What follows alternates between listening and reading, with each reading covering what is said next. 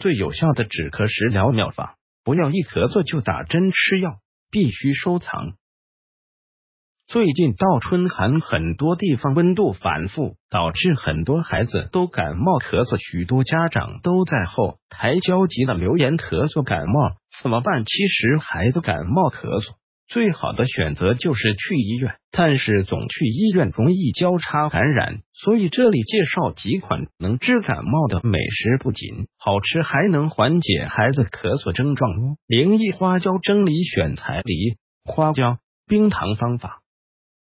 1梨洗净削皮，切掉顶端一部分，方便挖空。2挖空梨的中心，注意保持外表完整，放入冰糖、花椒。3用切掉的顶端封口插上牙签予以固定，上锅蒸30分钟即可。效果：梨属寒，花椒属温，二者结合可以去除孩子体内寒气，有效抑制细菌和病毒的繁殖。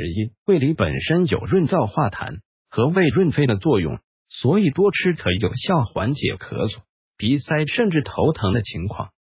02核桃蒸梨选材：梨、核桃。蜂蜜方法：1梨洗净削皮，切掉顶端1到2厘米，方便挖空。2挖去部分果肉，注意保持外表完整，放入核桃、蜂蜜。效果：蜂蜜、核桃有通便、润喉的效果，再加上梨的辅助，就具备了消痰降火、补气润肺的功效。03肉桂煮梨选材：梨、蜂蜜。肉桂方法：1梨清水洗净，煮锅中倒入适量清水。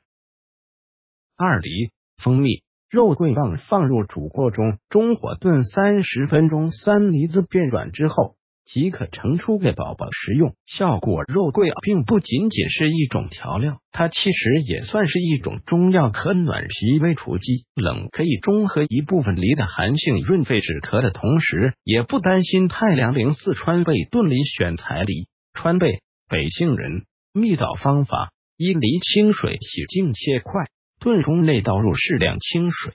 2将材料全部放入炖盅内，烧开后小火炖45分钟，3梨肉软烂后即可。注意不要烫着孩子。效果：川贝炖雪梨有着舒润止咳的效果，每次出去买很麻烦，不如自己在家炖给孩子喝，既安全又方便。秋冬季寒冷干燥，而孩子的抵抗力也比较差，所以非常容易感冒咳嗽。给孩子吃药又怕降低孩子的抵抗力，不妨可以试试给孩子熬些好喝的糖水哦。